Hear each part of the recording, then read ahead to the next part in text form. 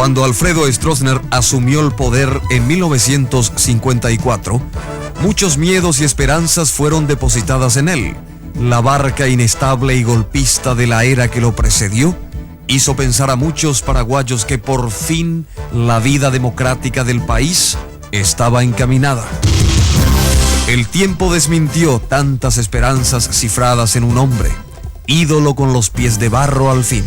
Stroessner, en pocos años, cimentó lo que sería la estructura que terminaría soportando a su gobierno durante casi 35 años. Emuló eficientemente la doctrina de la seguridad nacional, limitó sus propios poderes formales e informales, proscribió al Partido Comunista y estableció mecanismos de controles internos utilizando al Partido Colorado y a las Fuerzas Armadas de contrapeso.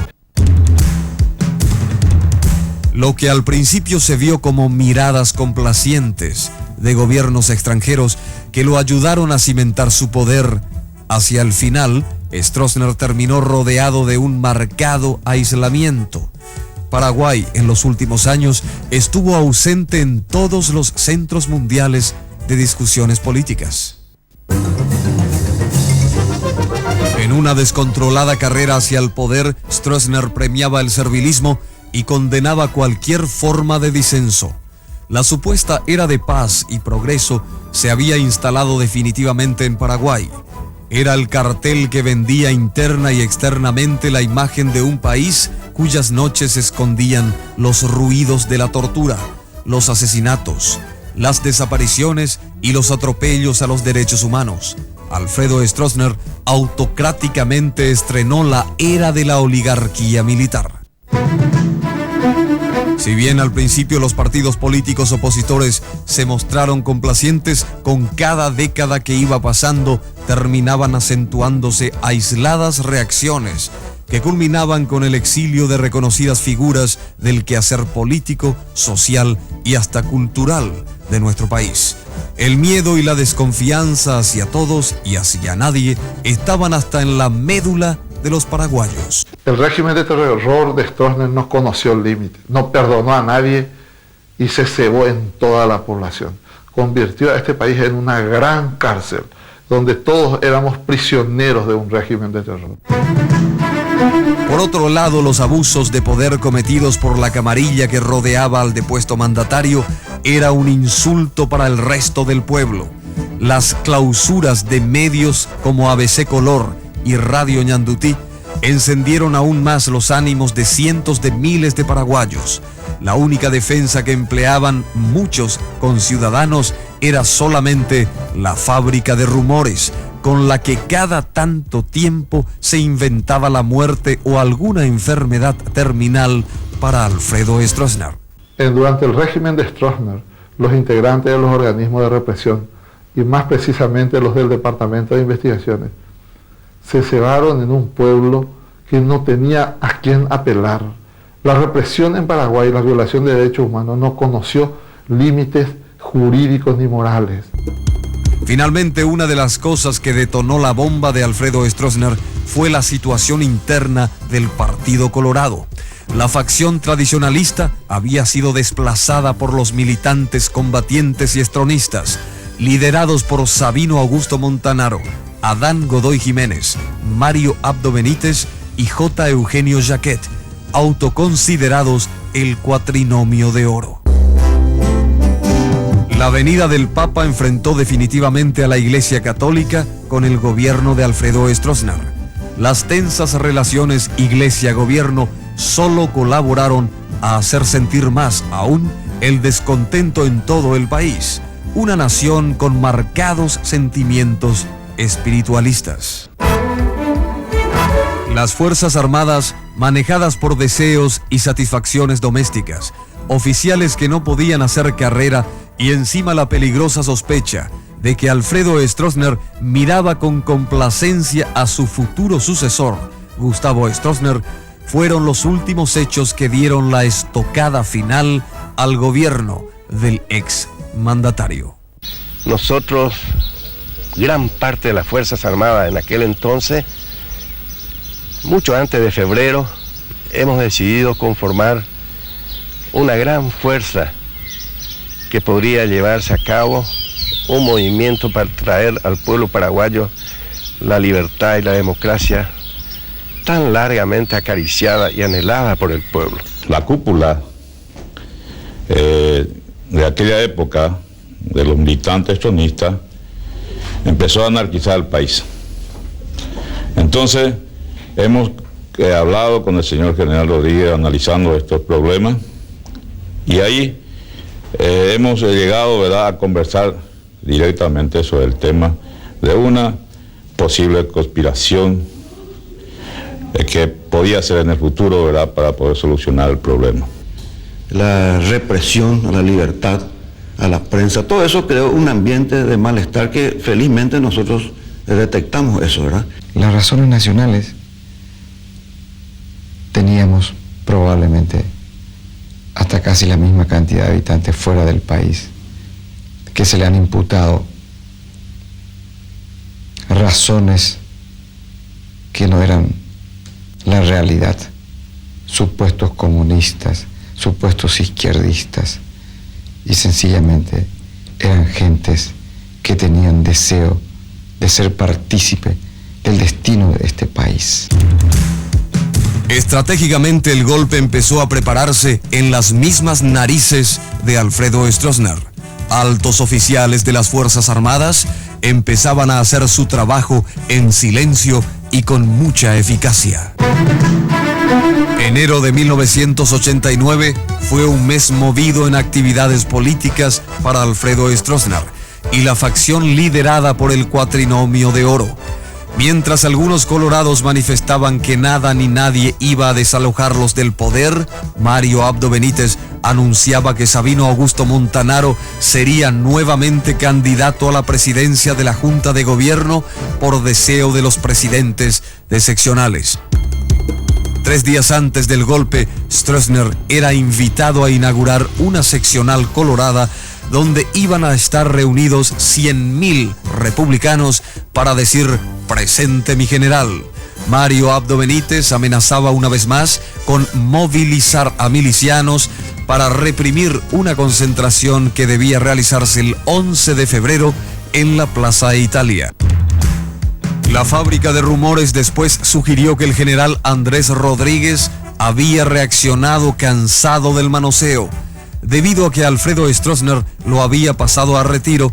Sin embargo, tal cosa no se habría efectivizado porque Rodríguez no acudió a ver a Stroessner, alegando estar con una de sus extremidades enyesadas.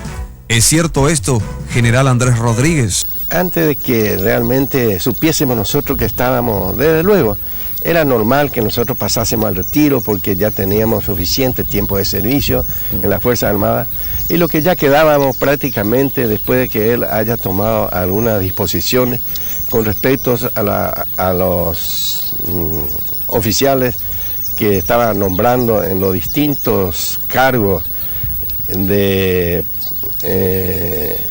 comando dentro de las Fuerzas Armadas, indudablemente que nos llamó la atención. Y específicamente a mí, los oficiales que estaban siguiendo los cursos de aplicaciones, la Escuela de Comando de Estado Mayor, cuando venía aquí en estos mismos lugares donde estamos ahora en este momento, ellos venían a hacer su pasantía de un día entre sus camaradas de los oficiales de caballería. Ellos por cortesía, normalmente se iba en mi comandancia a presentarme sus saludos, sus cordiales saludos, sus respetuosos saludos, y siempre existía entre ellos alguien que decía: mi general, en usted ciframos nuestra esperanza y creemos nosotros que nuestras Fuerzas Armadas se está desgranando y queremos, mi general, que la decisión suya venga lo más antes posible, antes que sea tarde. Otras informaciones hoy recopiladas dan cuenta de que, sin embargo, el golpe ya se había estado gestando meses antes. La fecha inicial del golpe se ha establecido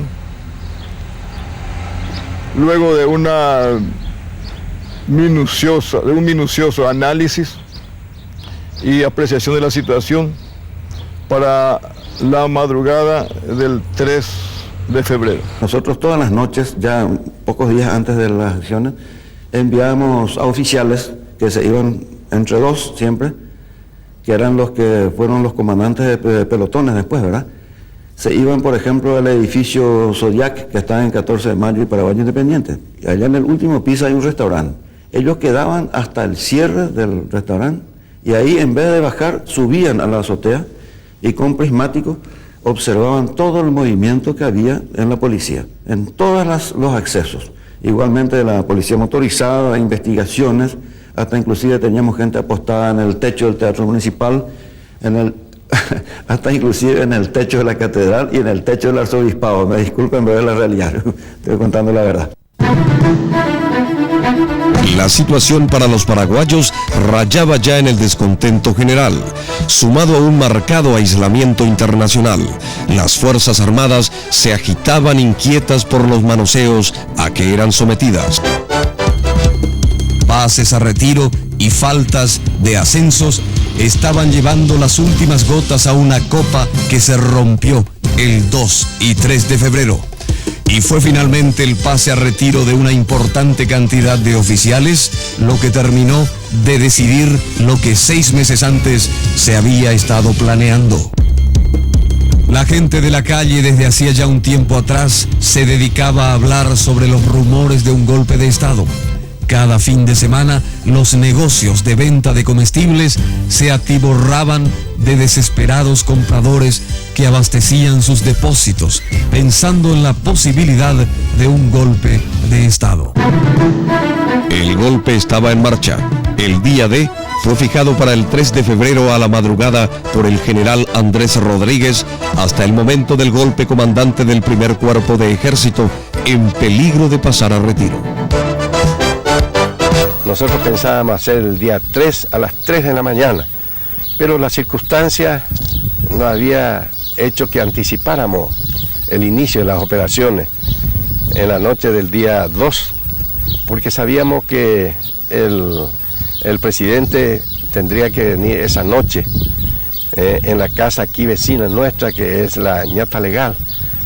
Y estoy seguro que si hubiéramos conseguido realmente realizar esa operación de detenerlo ahí en esa casa esa noche, yo estoy seguro que no hubiera existido ninguna pérdida de vida ni derramamiento de sangre, porque no hubiera habido necesidad de hacerlo. No ocurrió así, no se pudo cumplir esa misión porque aún no tenemos aclarado. Según informaciones, apenas llegó unos minutos, el general Stroessner parece que recibió un llamado telefónico donde le ha alertado de esa tropa que estaba yendo ahí para supuestamente con intención de detenerlo, y él se retiró inmediatamente. Fue apenas unos minutos en su residencia privada en aquel entonces, en un ángulo del recodo de la calle Río de Janeiro, para inmediatamente trasladarse después al regimiento escolta presidencial. Para el golpe comprometieron su ayuda varios oficiales de alta graduación de las distintas armas del ejército. Todos ellos sabían que estaban apostando a la suerte. Sabían que si el golpe fracasaba, Alfredo Stroessner no pararía hasta hacerles pagar caro el costo de su osadía. Todo el personal superior y subalterno de las unidades militares comprometidas en el golpe sabíamos la situación y actuábamos responsablemente, pues conocíamos que existía una sola opción: la vida o la muerte. Y a pesar de la planificación detallada para el golpe, no se previó curso de acción de alternativa ante un eventual fracaso. Y posiblemente podíamos ser con toda mi familia tumba NN, porque nosotros sabíamos perfectamente que el fusilamiento estaba en puerta si fracasábamos esta parte. Jueves 2 de febrero de 1989. La tarde quemaba con su sol de verano. La población asuncena se preparaba para un largo feriado por el viernes que iba a ser el día de San Blas. Gente joven y adulta, mezclada entre los rumores que se dejaban oír, igual habían planificado sus actividades entre San Bernardino y los clubes asuncenos. A la noche en el Sportivo Iteño iba a actuar Luis Miguel, mientras que Sergio Denis prometía estar en el Olimpia de Itá. Esa tarde del jueves 2 de febrero, como todas las tardes, Alfredo Stroessner estaba en la casa de Francisco Feliciano Duarte, alias Manito, a donde había ido en compañía de su chofer Pedro Miranda, su guardaespaldas Soler y su amigo Salvador Turimus Messi. En este lugar, como siempre, jugó con sus amigos al tute y luego se dispuso a partir a la residencia de Ñata Legal, donde iría a visitar a sus hijas. Aunque las opiniones hoy día estén divididas, no faltan los que aseguran que un llamado alertó a Alfredo Stroessner en la casa de Ñata Legal, que un golpe se estaba gestando. Salimos y vinimos directo hacia Lilio. Salimos hacia Lilio, venimos por Lilio hasta República Argentina hasta Mariscal López y Mariscal López a la residencia. Bueno, nosotros llegamos a la escolta. El general Ruiz Díaz estaba ahí frente a la escolta, al lado del portón de entrada. Ahí llegamos y quedamos. Entonces mi general abrió la portezuela, él, y como para bajar, bajó un lado de la pierna allá afuera, como para bajarse, ¿verdad? Y se le acercó ahí el general Ruiz Díaz, le dijo: mi general, acá la escolta no le ofrece ninguna seguridad, me le dijo. ¿Por qué no vamos al comando en jefe? Es más seguro. Y bueno, vamos, le dijo mi general. Entonces, él subió otra vez la pierna y cerró la portezuela. Y le dijo a don Turi, que estaba a mi lado, Turi le dijo: ¿por qué no se baja nomás usted, queda acá en la guardia? Va a estar mejor, le dijo. Y se bajó y se quedó ahí. Nosotros fuimos al comando en jefe. El general Ruiz Díaz le siguió a pie. Finalmente, sin embargo, Alfredo Stroessner terminó resguardándose en el comando en jefe, edificio ubicado entre el batallón escolta y el Ministerio de Defensa. Aparentemente, este sitio era más seguro para él, para su familia y para los hombres que lo acompañaban: el ministro de Defensa General Germán Martínez, el general Fretes Dávalos y el general Ruiz Díaz, además del coronel Miers. Prácticamente era todo silencio en ese momento, porque para no delatar el lugar donde uno estaba, todo silencio. Estaba un tanque ahí abajo, ya en ese momento, que primero estuvo un tanque de la escolta, pero después se retiró de ahí, y luego vino un tanque de la caballería. Entonces el general Lino Oviedo ya había sido. Poco después, hacia las 22 horas, ya se iniciaron los enfrentamientos. El cuartel central de policía, el batallón escolta presidencial y el Palacio de Gobierno eran los sitios donde leales y rebeldes medían sus fuerzas. A las 22:20 horas de la noche, Radio 1 de Marzo fue ocupada por las fuerzas rebeldes, al igual que los canales de televisión que interrumpieron sus transmisiones. A las 9:30 más o menos de la noche. 9:30 de la noche, donde todo era calentar los motores y nuevamente todos los detalles para que el acontecimiento sea perfecto. Seguíamos con las hurras.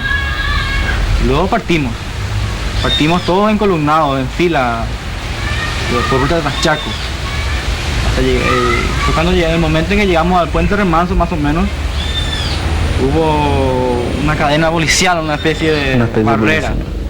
Querían atajar la columna, el movimiento de los tanques. Esa parte yo lo presencié muy bien, porque era como mi tanque, el 711, era el tanque que encabezaba la columna. O sea que más bien de los 32 tanques que venían atrás mío, el mío era el cabecilla, digamos.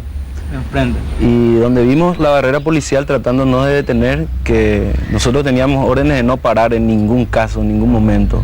O sea que nuestras órdenes eran ir, salir de Cerritos, llegar al regimiento escolta y activar, disparar. Cuando uno viene y está en camino, muchas cosas se le pasa por la cabeza, o sea que uno no piensa en el futuro, sino que piensa en en el momento y lo que te pasó, pensás en tu familia, sí, en todo eso. Pero una vez estando ahí, en plena actividad, uno se olvida de todo eso. Estás ahí, o sos vos o ellos. Yo, por comunicación directa con el señor Cuantalamada, recibí la orden de realizar disparo de ráfaga de 3 tiros por el barranco del palacio. Porque el señor comandante, antes de la salida del buque hacia la bahía, me indicó a que trate de no dañar el palacio, me dijo textualmente. Los buques no hicieron fuego sobre el cuartel general, hicieron sobre la cuartelería del Palacio de Gobierno. Y fueron fuegos muy bien dirigidos. Se hizo fuego con cañones de 40 milímetros, los Bofors 40-60. Y fueron al principio intimidatorios. Pero después, cuando se volvió muy resistente ahí en Palacio de Gobierno específicamente, el buque al mando del capitán Gregorio Recalde hizo fuego sobre esa parte del Palacio de Gobierno. Ahora, fuego nocturno es un fuego muy difícil de realizar. Y hicimos un 90% de blancos, pero hubo un 10% de dispersión. Inclusive hubo un tiro que evidentemente rebotó en el agua y se fue y se incrustó por un edificio que está detrás de la policía. Bueno, soy el capitán Candia y la noche del golpe me cupo comandar el patrullero Capitán Cabral como parte componente de un grupo de tarea que estuvo compuesto por el patrullero Itaipú al mando del capitán Recalde y el capitán Cabral a mi mando. Una vez recibida la misión, entramos en la bahía de Asunción para apoyar, con apoyo de fuego naval, a las tropas de tierra terrestres que estaban realizando el ataque a la policía y al Palacio de Gobierno. Sin lugar a duda, cada momento pasaba un momento de emoción y de la responsabilidad que recaía sobre mis hombros y el riesgo que yo estaba pasando justamente si es que el acontecimiento hubiese sido lo contrario. Nosotros felizmente no hemos sufrido ningún tipo de bajas, ya que nuestros medios permitían una seguridad total. Estamos embarcados una gran parte y los que actuaron a pie, como ser los grupos de combate, estaban resguardados a su vez por la coraza y el volumen de los tanques. Esa circunstancia que se presentaba en ver vidas inocentes que estaban en nuestros ojos, en nuestros brazos, porque yo he traído soldados heridos, otros muertos, para sacarles del lugar en que se encontraban y procurar recuperar vidas, justificaba plenamente entrar sin armas y hablar con ellos y decirles: señores, dejemos de matarnos injustamente por gente que no merecen pelear. Y decirles también que nosotros estábamos con una gran superioridad bélica. Cuentan algunos testigos presenciales que el general Stroessner hasta último momento estaba convencido de que el general Andrés Rodríguez aparecería para rescatarlo. No creyó cuando le dijeron que era el general Rodríguez. Y él dijo, no ha de ser él. Seguramente él estará preso en alguna parte. Dígale al general, que le diga a alguien al general Lino Oviedo, que le busque y que le diga, que le busque al general Rodríguez en cualquier parte donde esté, a cualquier precio que le defienda, al que le saque de donde esté. Alfredo Stroessner se negaba a entregarse, pensaba que todavía podían salvarlo, creía en la posibilidad de que fuerzas leales a su gobierno saldrían a defenderlo. Sin embargo, nadie se movía. Hoy día sabemos a través de las grabaciones realizadas que los Carlos empezaban a inquietarse por la testarudez del anciano dictador, lo que ocasionaba más bajas, como una manera de intimarlo, hicieron sobrevolar los aviones Savantes. Si alguna duda tuviese todavía que la Fuerza Aérea estaba acompañándonos en aquel instante, que íbamos a hacer levantar el vuelo de los Savantes y que le íbamos a hacer 2 pasadas y que la tercera pasada ya iba a ser con cohete o con bomba. Al mismo tiempo, el combate recrudecía y en el centro de la ciudad arreciaban los enfrentamientos entre leales y rebeldes. A partir de la 1:25 de la madrugada se empezó a emitir la proclama del general Andrés Rodríguez cada 10 minutos. A las 2 de la mañana se sumó también Radio Cáritas dando difusión a dicha proclama. Por el respeto a los derechos humanos, por la defensa de nuestra religión cristiana, católica, apostólica, romana. Esos son lo que yo le estoy ofreciendo con el sacrificio del soldado paraguayo a nuestro querido y valiente y noble pueblo paraguayo. Esa madrugada, antes de lanzar mi proclama, yo pregunté quién sabía escribir a máquina. Y de repente aparece este señor Wilca. Me dice, soy yo, mi general, que puedo servirlo en ese sentido. Como que no teníamos luz porque hemos apagado totalmente. Estábamos trabajando prácticamente a oscuridad porque no había necesidad, de luego. Entonces vinimos juntos ahí en la comandancia, donde estaba una máquina de escribir. Yo con una linterna le dicté y entonces el señor Wilca me hizo a máquina mi proclama que leí después de unas horas a través de Radio 1 de Marzo. Esa proclama que fue irradiada y todavía seguía, por ejemplo, el operativo de combate, ¿por qué fue anticipada, digamos? ¿Por qué todavía mientras se estaba combatiendo se apresuraron a lanzar la proclama? Bueno, yo lancé esa proclama porque confiaba plenamente en los camaradas comandantes de grandes unidades distantes de la capital, como Mariscal Estigarribia, Concepción, Villarrica, Misiones, San Juan Bautista, de manera que supiesen ellos qué es lo que estaba ocurriendo y para qué nosotros estábamos saliendo de nuestros cuarteles. Era obvio que las distintas comandancias, con sus respectivos comandantes, optaran por adherirse a un movimiento que a todas luces vislumbraba el término o el fin de la hegemonía dictatorial del régimen imperante. Ellos también estaban sintiendo las tensiones que nosotros sentíamos, ¿verdad?, de nuestros subalternos. Y no solamente, sinceramente hablando, hasta nuestros vecinos, nuestros hijos, nuestros parientes, los amigos de nuestros hijos, todo el mundo decía, ¿qué esperan ustedes? ¿Qué son ustedes? ¿Qué hacen?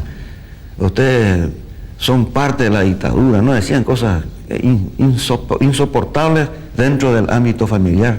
Yo quiero que ustedes se pongan en su lugar, ¿verdad?, en nuestro lugar, perdón, de que sus hijos le estén diciendo que ustedes participan de esta dictadura. ¿Cómo puede ser eso? Que están sacrificando a gente inocente, expulsando del país, confinando a gente. Y eso ya era intolerable. Y así como sucedió con nosotros, estoy seguro que pasó con todos los colegas de la Fuerza Armada. A las 4:15, las adhesiones de otros comandantes de varios puntos del país empezaron a llegar. Y aproximadamente a las 4 de la madrugada, Alfredo Stroessner presentó su rendición a través del general Ruiz Díaz. Tomó la capitulación el actual general Lino César Oviedo. El general Oviedo fue el que lo intimó, lo tomó y le invitó que subiera en su coche, en su automóvil, y lo condujo escoltado con un cascabel y urutú, uno adelante y otro atrás. Y claro, también me sorprendió mucho la de ver la imagen de en ese entonces presidente de la República, donde él bajó ya en un estado de vejez ya, digamos, porque Me llamó la atención de que al bajar arrastre sus pies, así, no sé, le notaba muy enfermo a Stroessner en ese momento, muy viejo. A mí me habló el Lino Viejo. Me dijo, mire, chofer, me dice. Así, me conoce por mi nombre y todo. Así no, mire, chofer, este es una granada. No intente salir de la fila. Usted va a ir detrás de ese tanque y un tanque va a ir detrás nuestro. Porque si usted intenta salir, acá esta granada y morimos todos. Delante estaba ubicado el chofer Miranda, la señora Graciela, la señora Pachi, detrás general Stroessner hacia el lado de la ventanilla, en el medio coronel Stroessner, y yo a la derecha. Recibimos una orden o un llamado de que se necesitaban un cascabel y un urutú, o sea, 2 tanquetas, para escoltar a Stroessner hasta la caballería. Fue en ese momento que fuimos hasta el Estado Mayor, donde estaba en ese entonces general de ejército don Alfredo Stroessner, y fue cuando recibimos las órdenes de Lino Oviedo, lo cual yo pude apreciar mucho, o sea que no sé, me hizo sentir muy grande, digamos, en el sentido del tono de voz, el tono de mando que hizo, que fue que él iba a ir dentro del auto con Stroessner, 2 señoras, o que no recuerdo su nombre o no sé quiénes son, y también estaba su hijo y el chofer. Y donde Lino Oviedo nos dijo que nosotros íbamos a ir atrás de ellos, que si ellos pasaban 40 kilómetros por hora, que le metíamos bala, con él y todo adentro. Yo subí en el auto, saqué 2 granadas, una en la mano izquierda, apoyando sobre el recostadero del auto, el asiento delantero, la otra mano con un dedo colgado en la parte donde está la ventanilla, donde justamente también se pone un posadero de la mano colgante, y se prende la luz. Di la orden tajante y determinante al chofer Miranda que se mantenga a 10 metros de un tanque cascabel 90 milímetros que estaba girando la torre hacia el vehículo, y otro tanque detrás dirigiendo la puntería del cañón también hacia el auto. Le dije: usted, si intenta escaparse, vuela la granada y también los cañonazos y volamos todo, pero yo voy a cumplir la orden. Cuando se rindió él, yo sentí una gran satisfacción porque sabía que desde ese momento no íbamos a tener ninguna baja con respecto a derramamiento de sangre ni cegar vidas inocentes. Este fue su puesto de comando, digamos, ¿eh? Sí, ¿qué historia tiene esto? Sí, efectivamente, Masi. Yo cuando me siento sobre esta histórica sillita acá, me hace recordar aquella noche de la Candelaria y el día de nuestro santo patrono San Blas, del 2 y 3 de febrero. Yo desde aquí, de este mismo lugar, me enlazaba con todos mis comandados, con todos los Carlos, con todos los Víctor, que estaba actuando esa noche a partir de las 9:30 aproximadamente hasta al día siguiente del día 3 de febrero. Entonces, a través de estos pequeños medios de comunicación, nos hemos entrelazado entre todos los que habíamos asumido esa gran responsabilidad, y a través de este micrófono yo ¿Cómo hacía, por ejemplo? Por ejemplo, cuando le necesitaba a Carlos 3, adelante. Carlos 3, recopio 55, estoy atento, cambio. Muy bien, muchas gracias. Aquí Carlos le saluda.